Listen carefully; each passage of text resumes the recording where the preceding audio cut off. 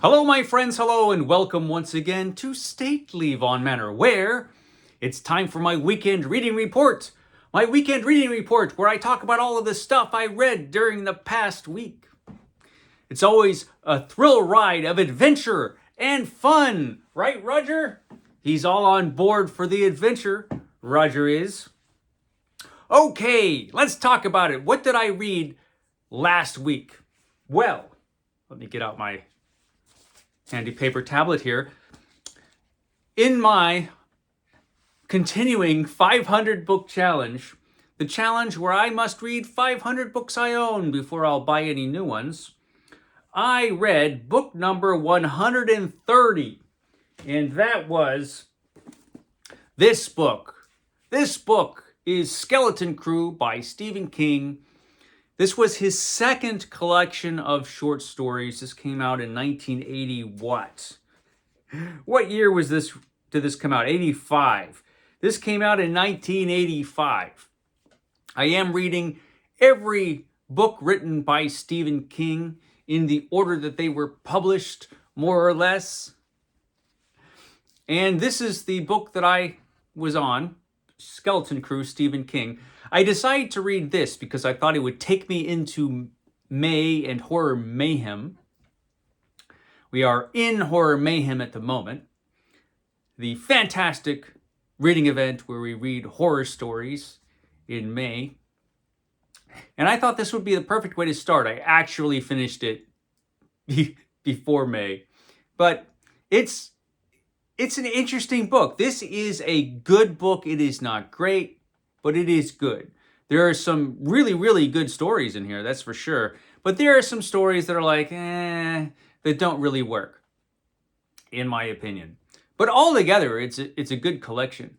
If you had taken a few of the stinkers out, it would have been a really good collection. But, well, it is what it is. And I enjoyed it.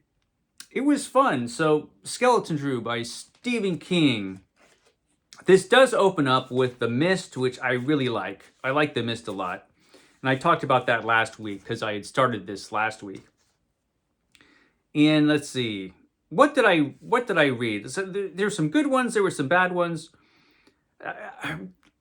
There's stories like The Jaunt, which is a science fiction story that had a dynamite ending, but it was just too long. I mean, there were stories like that where Stephen King does this thing where he just kind of goes on and on and on about stuff that isn't really necessary, to the story, or at least to the point of the story.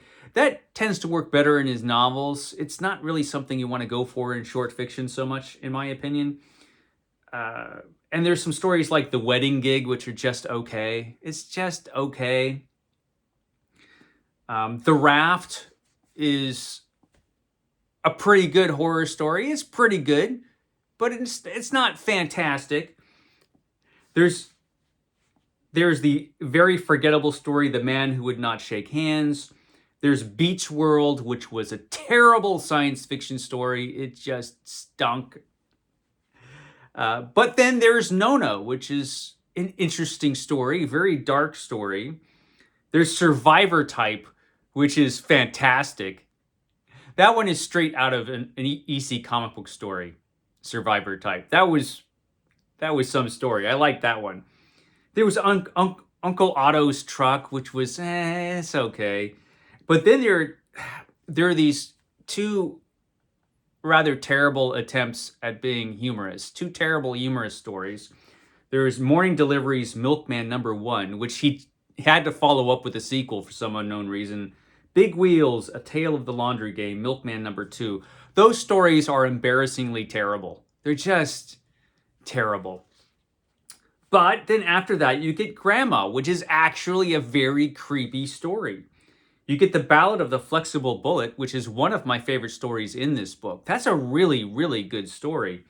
And then we've got The Reach to close out the volume, which I thought was really good. That was a really good story. So, it's one of those collections. I think his first collection, Night Shift, was a lot better. It certainly was a lot more consistent as far as quality was concerned. But one thing this does show is kind of Stephen King experimenting a little bit. There was a lot of different types of stories in this. In Night Shift, most of the stories seemed to be inspired by Richard Matheson, it seemed like. There were a lot of Richard Matheson-like stories in that, where this is kind of all over the place. And there were a lot of different kinds of stories in this, which I appreciated. Overall, good collection. Not great, but good. And then I followed that up with, actually, let's see. What did I follow that up with? Book number 131. Oh, that was this one. I finished The Vault of Horror, the EC Archives Volume 1. So this has the first 6 issues of EC's The Vault of Horror, which was one of EC Comics' big 3 horror comic books from the early 1950s. I love The Vault of Horror, and this is, out of the 3 comic books, Tales from the Crypt, The Vault of Horror, and The Haunt of Fear, The Vault of Horror is my favorite, probably because Johnny Craig is the main artist in the stories. But you know, all 3 of the horror books are sort of interchangeable in a way. But Vault of Horror was my favorite, and actually, this is the first 6 issues. I think this comic book got the best start of the 3. These issues were good from the start. The Vault of Horror. Really, really enjoyed it. Just some awesome stuff in here. Yeah. Good stuff. Doctor of Horror. And so, yeah, I finished this. Again, I finished this, on the first or the second? I can't remember when I finished this. It was in Horror Mayhem, though. So we were into more Horror Mayhem when I read this.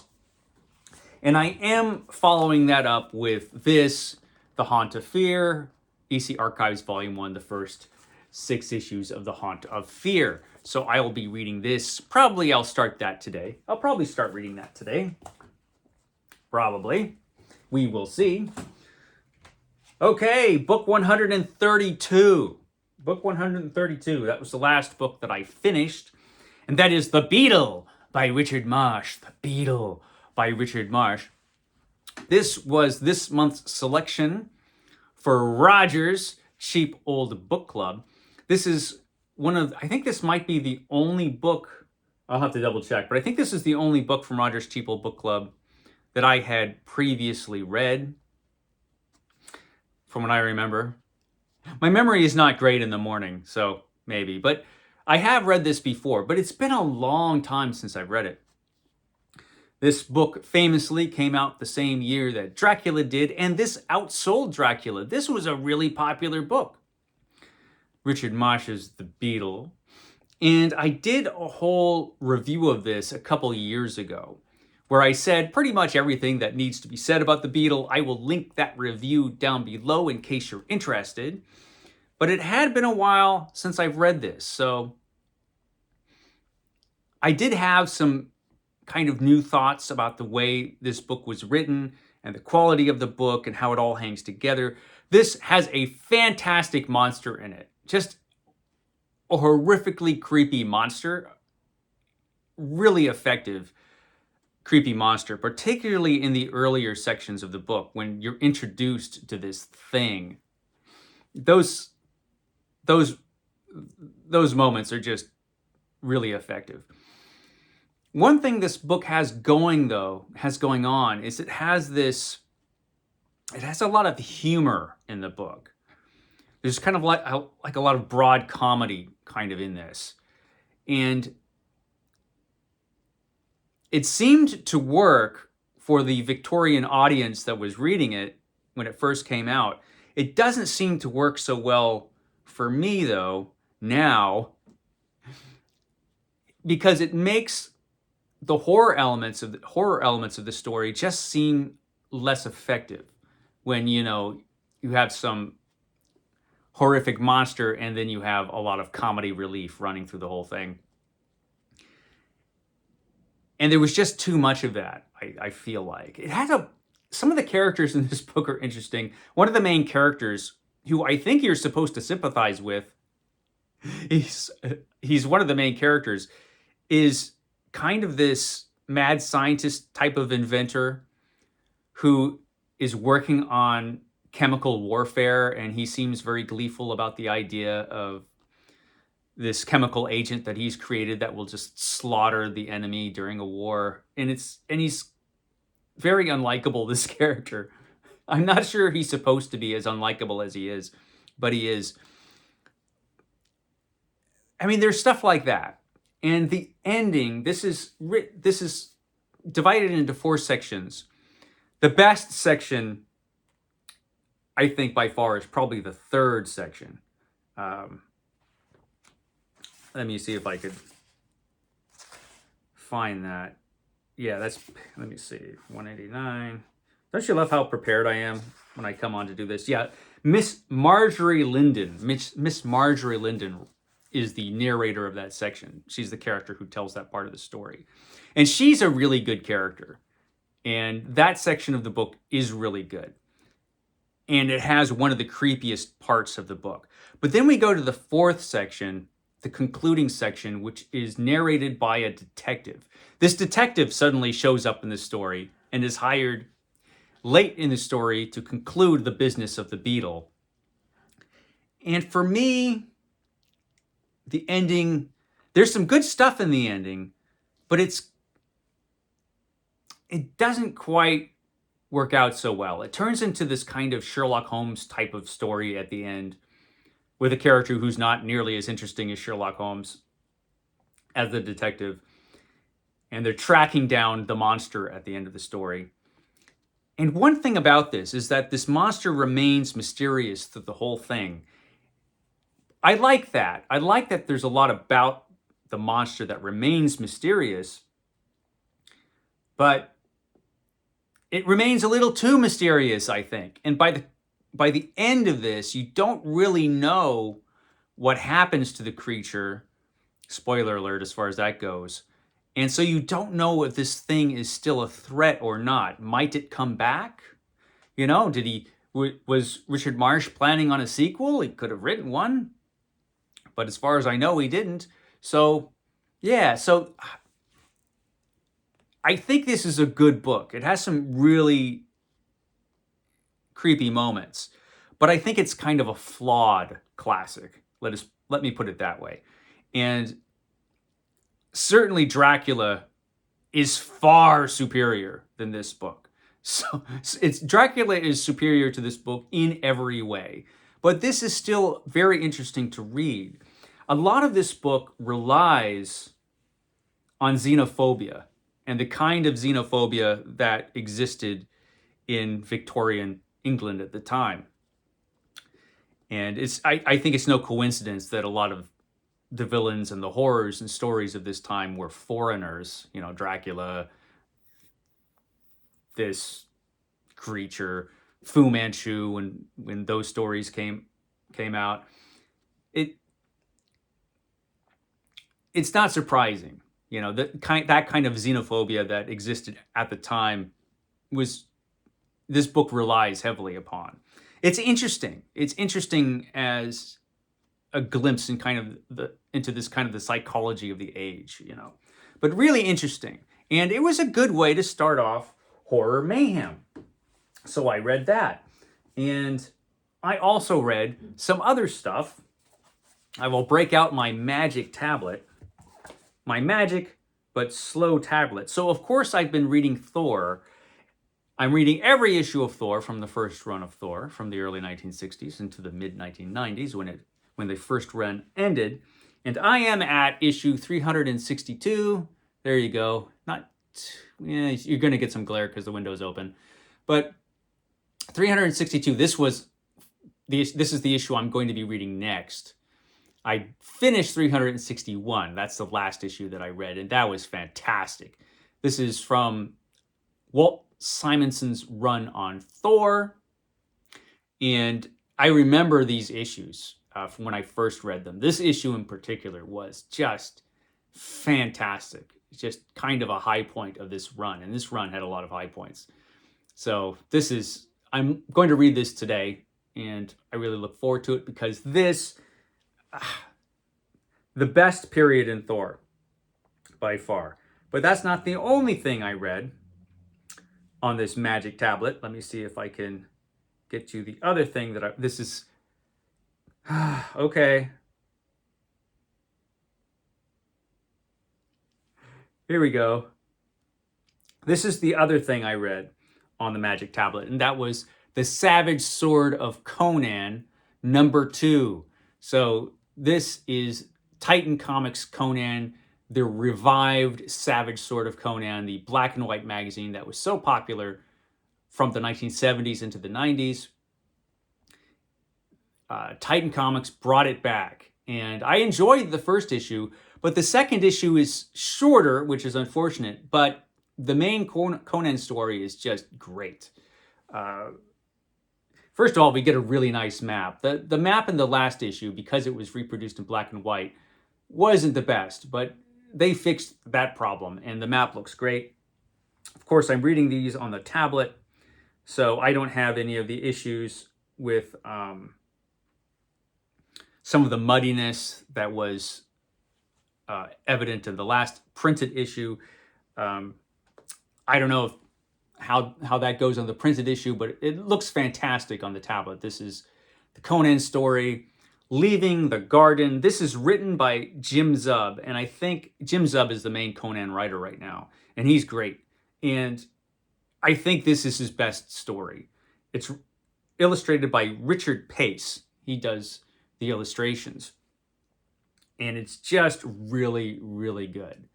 And it's also terrifying. It's also terrifying because it tells basically a horror story, and a really, really good one, with a horrific, nightmarish, Lovecraftian monster at the end. I won't give away the story because the story is just fantastic. But we also have a continuation of the Solomon Kane story that started last issue. Unfortunately, because of the length of this comic book, we only get 8 pages. We only get 8 pages of the Solomon Kane story, or something like that. It's really short, but the artwork is beautiful, and yeah, it's shaping up to be really good, a really good Solomon Kane story. So Savage Sword of Conan #2 is excellent. I highly recommend it. Great stuff. What am I reading right now? Well, it is Horror Mayhem at the moment, Horror Mayhem, and I'm reading the perfect book. I'm reading the perfect book for Horror Mayhem, and that's The Macabre Reader, published in 1959. It was 25 cents. It was worth every penny, because this is edited by Donald A. Wollheim. It has a bunch of pulpy horror stories. Just great stuff. I'm going to talk more about this when I finish it, which will probably be in the next couple days. It's not terribly long. So short horror fiction is the main thing to read in Horror Mayhem. And wow, what a fantastic book. I knew it was going to be great because, I saw the table of contents and I knew the writers that are in this book. So yeah, it's fantastic. Love it. Love it. So that was good, that is going well. I only got one thing in the mail, and that is an Epic Collection, because, Epic Collections are exempt from the 500 book challenge, so I can still get those. And I got Thunderbolts Volume 2. Thunderbolts is a comic book series from the 90s, which I like a lot. And so this is Volume 2 of this really interesting comic book about a team of superheroes who are really villains. And it's fun. It's a fun book. And I was happy they came out with Thunderbolts in the Epic Collections. And this is Volume 2. So I got this. That's awesome. That was the only thing I got this week. And so I guess that's everything. I've yammered on for 20 minutes, so I will shut up. I should have tomorrow a Mythos Monday up, which I haven't done for a while. And I don't know what else I'm going to be doing this week. Who knows? But I We'll catch you next time.